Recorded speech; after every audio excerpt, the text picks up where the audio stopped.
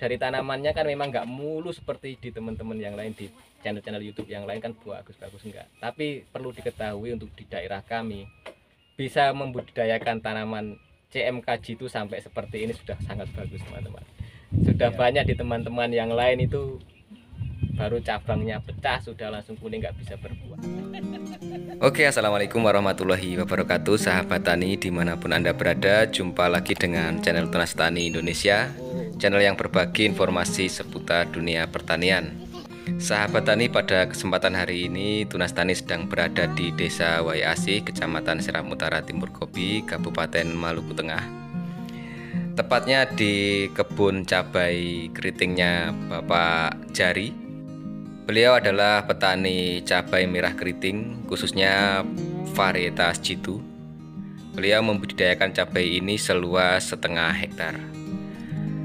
Kami mendapat informasi bahwa salah satu pendukung beliau sukses dalam membudidayakan cabai ini yaitu penggunaan mol ya teman-teman. Dan uniknya mol ini berawal atau dibuat langsung oleh putra daerah kita, yaitu di Desa Murukai. Oleh karena itu teman-teman, bagi sahabat petani semua, jangan di skip ya nontonnya, ditonton hingga habis karena insya Allah semua isi dalam video ini bermanfaat bagi kami, bagi kita semua sebagai seorang petani.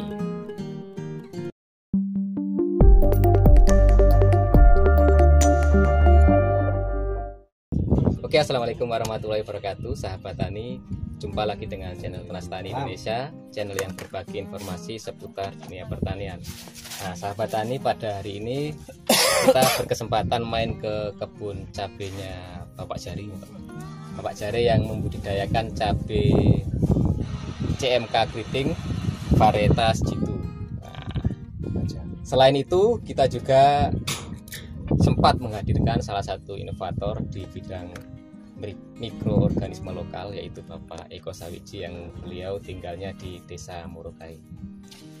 Hari ini kita mau nge-review soal molnya beliau. Ini entah mol atau POC, nanti kita tanyakan secara langsung kepada beliau yang meraciknya.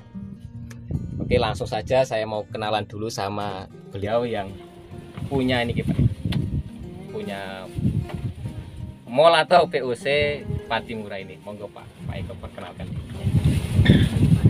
Terima kasih. Assalamualaikum warahmatullahi wabarakatuh. Waalaikumsalam.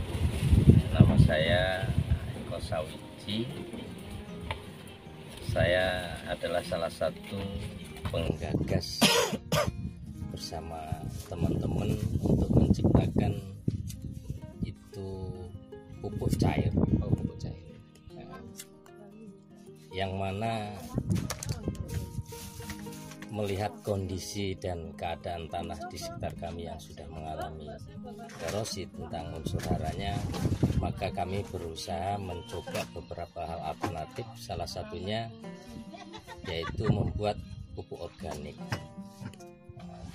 Dari hasil mencoba itulah, dengan belajar dengan kesederhanaannya, pada hasilnya ternyata membawa suatu perubahan. Dengan perubahan yang baik, menghasilkan hasil yang baik, maka perlahan-lahan kami terus mengembangkan produksi ini. Barangkali seperti itu ya Mas ya. Oke Pak, jadi saya mau bertanya nih Pak, spesifik dulu. Untuk Patimura ini sebenarnya masuk ke kategori mol atau POC Pak? Kalau mikroba atau yang isinya mikroba atau isinya unsur hara? Jadi sebenarnya ini saya sendiri terus terang juga bingung Mas, karena di dalam mol itu sendiri ada beberapa unsur yang terus terang secara kandungan saya tidak mengerti, tetapi saya belajar dari beberapa sumber. Ada beberapa tumbuhan, ada beberapa buah-buahan yang bisa dimanfaatkan sebagai bahan organik yang bermanfaat untuk tanaman. Makanya saya berusaha memfragmentasi beberapa sumber-sumber tanaman. Mungkin salah satunya ada bonggol pisang, terus kemudian ada rebung. Saya juga menggunakan dari air dari cucian beras. Terus kemudian saya juga menggunakan dari air kelapa dan beberapa buah-buahan. Terus kemudian saya juga memanfaatkan beberapa kayak kohe kambing, terus kemudian ada air seninya kelinci. Semua setelah saya padukan dan saya fragmentasikan, setelah saya uji coba, ternyata membawa nilai positif untuk tanaman. Makanya saya terus mencoba untuk berkreasi, berinovasi, ya mudah-mudahan nantinya ya usaha saya, produk yang ini juga bermanfaat untuk petani-petani saya. Siap. Jadi ini sebenarnya dari bahan bakunya, kalau dilihat dari bahan bakunya ini kan bisa dibilang mengandung mikroorganisme, mengandung pula unsur hara, Pak. Unsur hara, ya. Oke, siap. Jadi teman-teman, Patimura bisa digunakan sebagai bahan fermentasi karena ada molnya, ada mikroorganisme, juga bisa digunakan sebagai penyedia unsur hara, ya, teman-teman ya. Ini sebenarnya Patimura ini dulu kok bisa jenengan kasih nama Patimura, sejarahnya bagaimana? Terus bagaimana jenengan kok pengen, atau mungkin dari latar belakang petani di sini yang sudah mulai kesulitan membudidayakan tanaman dengan teknik yang biasa digunakan pengendaliannya pestisida kimia, kok atau itu yang melatar belakang jenengan bikin ini? Kalau jadi namanya dulu Patimura ini sumbernya dari mana gitu, Pak? Baik, sebenarnya Patimura ini adalah sebuah penghargaan untuk saya yang diberikan oleh salah beberapa mahasiswa yang kemarin sempat didanai oleh kementerian untuk praktek bersama, belajar bersama saya di rumah untuk meracik sebuah pupuk organik atau mol ini. Oleh karena itu, waktu itu belum ada namanya. Sebagai rasa penghormatan saya kepada mungkin teman-teman mahasiswa, karena beliau kebetulan dari Universitas Patimura di Ambon, maka kita duduk bareng bersama Bapak Kepala Desa Morokai, maka diberilah nama pupuk cair Patimura. Itu adalah nama kampus Patimura di Ambon ya. Nah, terus kemudian di situ juga salah satunya ada dikasih logo dari kementerian, karena waktu itu yang mendanai adalah salah satunya kementerian. Terus kemudian ada logonya dari Patimura, terus kemudian ada logonya dari pemerintahan, dan juga sebelumnya juga sudah datang dari UGM, kita sudah praktek bersama. Cuma yang terakhir dari Patimura. Nah, itu adalah sejarahnya kenapa namanya adalah Patimura. Terus kalau yang poin kedua, sampean mengatakan kenapa saya menggagas? Iya, karena saya tertarik kan gitu loh. Ketertarikan saya sebenarnya mungkin karena kondisi dan keadaan tanah di wilayah kami ini mengalami suatu perubahan yang sangat luar biasa. Yang dulunya subur, biasanya ditanami padi dengan pupuk 4 sak 5 sak bisa menghasilkan 4 ton 4 ton lebih. Sekarang harus nyatanya sampai 15 sak. Ini kan suatu perubahan yang luar biasa. Berarti unsur hara pada tanah kita yang ada sini sudah mengalami erosi, berarti kan sudah hilang. Makanya saya mencoba berinovasi bagaimana saya menciptakan pupuk yang bisa saya dapatkan banyak dari lokal, dari kita punya lingkungan sekitar.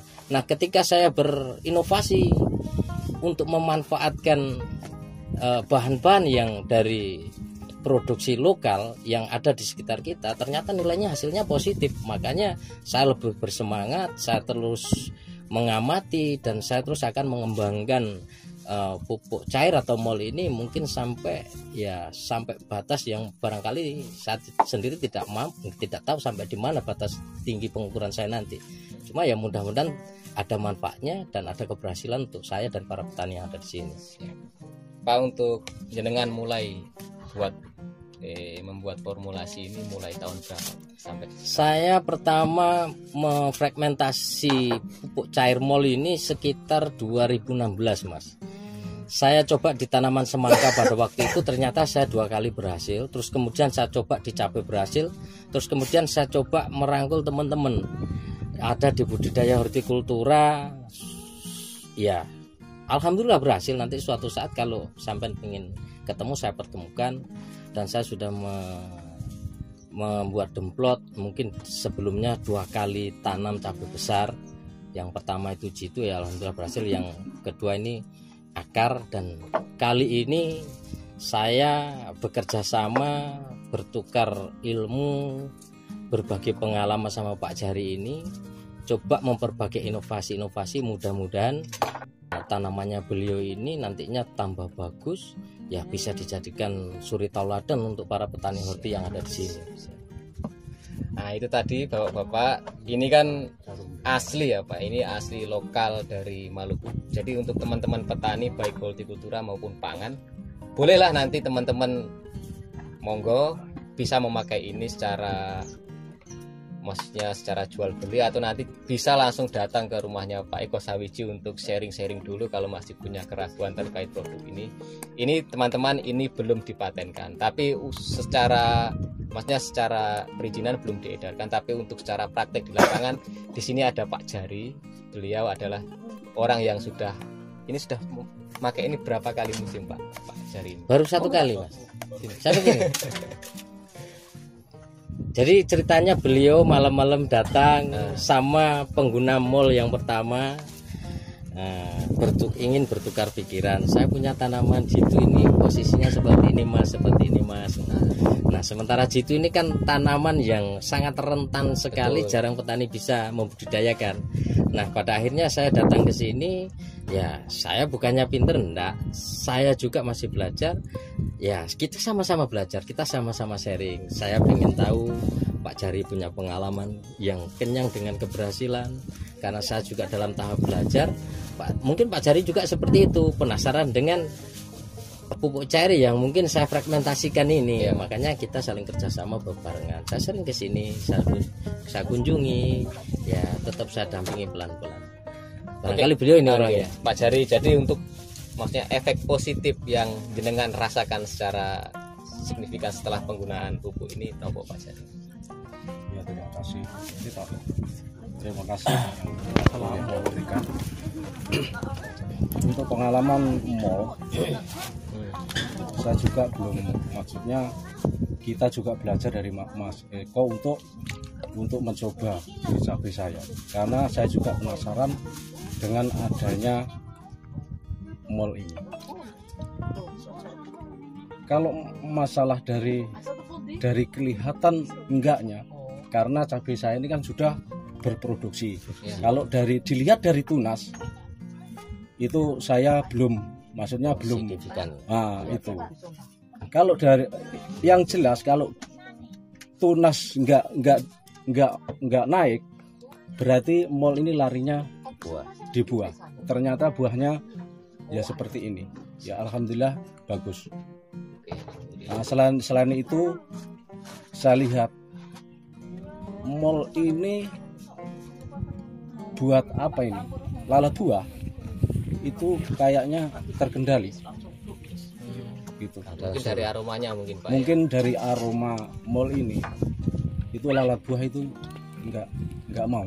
Nah itu teman-teman, review jujur dari Pak Jari ini. Jadi tadi nggak ada settingan, kita review jujur aja. Kalau dilihat dari tanamannya kan memang nggak mulus seperti di teman-teman yang lain, di channel-channel YouTube yang lain kan bagus-bagus enggak. Tapi perlu diketahui untuk di daerah kami bisa membudidayakan tanaman CMK jitu sampai seperti ini sudah sangat bagus teman-teman. Sudah banyak di teman-teman yang lain itu baru cabangnya pecah sudah langsung kuning, nggak bisa berbuah, nggak sedikit yang seperti itu. Jadi saya tertarik datang ke sini karena melihat secara figurnya tanaman kok bagus, buahnya masih aman. Ternyata ada salah satu POC atau mall tadi yang disebutkan sebagai, maksudnya sebagai salah satu mengawal produksi dari cabai ini. Salah satunya dari tadi ternyata Mas Eko Sawiji lah yang membuat mall ini. Dan bukan orang luar teman-teman. Biasanya teman-teman dapat mall itu dari Jawa, tapi ini kita dapat langsung dari putra daerah. Pak Eko Sawiji, saya mau tanya ini yang secara keunggulannya Pak, secara pengalaman jenengan Pak. Ini keunggulan utamanya di apa? Jadi begini Mas, saya belajar dari beberapa sumber. Tetap bahannya tetap dari bahan baku lokal, tumbuh-tumbuhan, tanaman, buah-buahan, akar dan sebagainya. Dari situ saya biasanya belajar menganalisa. Makanya ketika para mitra-mitra tani yang datang, Mas saya pengen molnya, makanya enggak langsung saya kasih. Oke. Pak, saya pengen tahu dulu tanamannya, usianya berapa, kendalanya berapa. Saya langsung datang di lapangan. Nah, ketika saya datang di lapangan, saya sudah menganalisa, mengetahui, oh ternyata usianya ini, kendalanya misalnya pertumbuhan. Kalau memang ternyata kendalanya pertumbuhan, ya sudah saya racikkan yang sifatnya barangkali unsur nitrogennya agak saya naikkan. Ya. Nah, ketika nanti sudah posisinya sudah saya naikkan untuk pertumbuhannya, tunas saya munculkan, dahannya bercabang keluar, daunnya sudah mulai bagus, baru nanti saya keluarkan bunganya, saya rangsang zat perangsang bunganya, tetapi ya itu tetap dengan kita memanfaatkan alam. Terus kemudian setelah itu mulai normal, ya sudah kita mulai mempertahankan bagaimana supaya buahnya tidak jatuh kan gitu loh. Nah, kalau keunggulannya salah satu adalah kualitas dari buah yang sudah Dipanen. saya amati, saya panen, itu jangka tingkat kerusakannya itu lebih kecil. Terus kemudian ketahanannya itu kalau di buah naga itu bisa sampai 24 sampai 27 hari bertahan. Terus kemudian cabenya Pak Jari ketika pemetian yang kedua Pak ya, sekarang itu sekitar sudah setengah bulan, itu masih utuh Mas. Jadi saya simpan. Jadi produk yang tanaman yang menggunakan produk saya, hasil dari fermentasi saya selalu saya ambil sampelnya. Ternyata memiliki ketahanan yang luar biasa. Bahkan ada yang usianya dari mulai petik itu sampai hampir 1 bulan itu hanya mengalami keriput saja. Itu sudah terbukti bahwa unsur organik ini ternyata memiliki daya simpan yang luar biasa. Iya. Memang betul. Memang kalau kita pelajari dari beberapa literasi memang seperti itu. Salah satu efek terbaik dari pupuk organik yaitu tadi. Mol itu yaitu tadi, daya simpan dari hasil panen itu sangat lama. Jadi terbukti teman-teman untuk mol ini keunggulannya adalah di daya simpan hasil panen kita bisa lebih lama. Kalau untuk ini Pak, semisal nih ada salah satu, kalau petani kan kadang kalau sudah terkena baru bingung Pak. Nah biasanya seperti itu. Nah biasanya Pak dapat keluhan dari petani itu yang seperti apa? Contoh ini kuning, Pak ini piye efeke? Itu memang ada atau enggak yang seperti itu? Banyak kejadian itu biasanya petani ini datang ketika sudah tanamannya terkena masalah. Nah itu banyak sekali. Nah ya saya tetap nggak menolak Mas. Saya tetap datang, saya lihat tanamannya, saya coba saya analisa dulu tanaman ini sebenarnya kenapa. Misalnya apa mungkin kekurangan magnesium, atau mungkin kekurangan unsur haranya, atau mungkin ternyata yang kena lalat buahnya, atau mungkin kena cacarnya. Nah, petani ini kan nggak jeli di situ. Makanya sebenarnya organik ini menyediakan berbagai macam sumber yang luar biasa kalau kita pelajari bersama. Ya cuma tidak semua petani ini telaten dan memiliki kemauan di situ. Makanya ketika petani pengen bergabung sama saya, monggo. Dia males kemudian ikut ngeracik fragmentasi, paling-paling tak kasih inangnya. Gitu loh. Sudah bawa inangnya misalnya 5 liter, 1 liter, ya sudah nanti diisi dengan cucian beras di rumah. Yang penting kasih makan sama empat, beres. Kalau mintanya lebih enak lagi, mau nggak mau ya sudah beli saja yang 1 liter kan gitu. Jadi itu teman-teman, beliau menyediakan 2 alternatif. Kalau mau jadi yang sudah kemasan, yo dibayar tenaga lelahnya ini, penyediaan botolnya, tenaga fermentasinya, bahan bakunya bayar. Tapi kalau teman-teman mau konsultasi, nah ini tadi saya sempat dari rumahnya Pak Eko ini, di sebelah rumahnya ada tempat khusus untuk sharing-sharing petani, jadi bisa datang langsung sharing-sharing maunya seperti apa, nanti insya Allah dilayani. Pak, untuk testimoni ini sudah pernah diaplikasikan ke tanaman apa aja? Jadi pertama saya dicoba di tanaman semangka Mas, alhamdulillah 2 kali saya berhasil. Kalau mungkin dokumentasi foto masih ada tersimpan semua di HP saya. Terus kemudian kalau untuk cabai yang dewata itu saya pernah uji coba, memang posisinya mulus. Teman-temannya kena lalat buah, saya punya alhamdulillah tidak. Itu pun secara kebetulan saya tanpa sadar sebenarnya. Nah setelah itu saya melebar ke teman-teman, ternyata hasilnya positif. Akhirnya saya melebarkan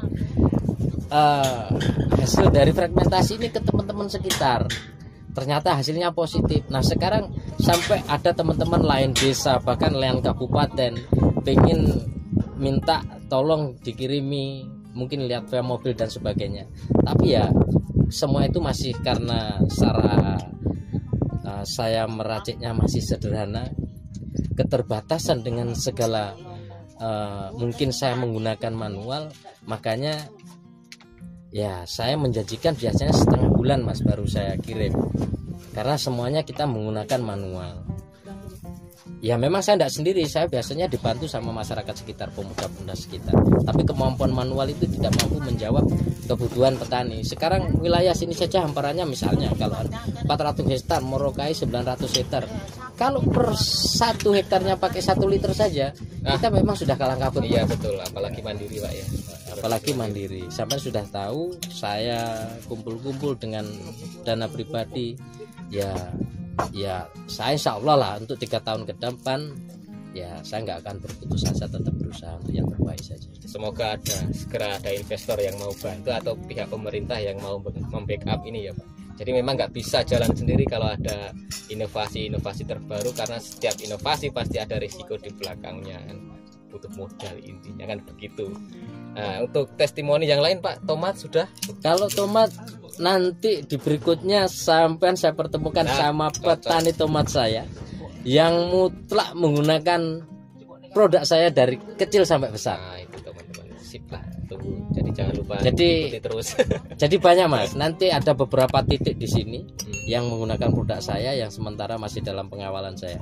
Nanti setelah ini mungkin besok bisa lanjut ke siap-siap. Ini jadi memang hari ini saya pilih untuk komoditas yang paling sulit teman-teman di sini untuk dibudidayakan, yaitu CMK Jitu ini, karena pasarnya minta banyak tapi kemampuan petani produksi itu sedikit sekali, karena yaitu sudah banyak yang gagal karena kendala hama dan penyakitnya yang luar biasa.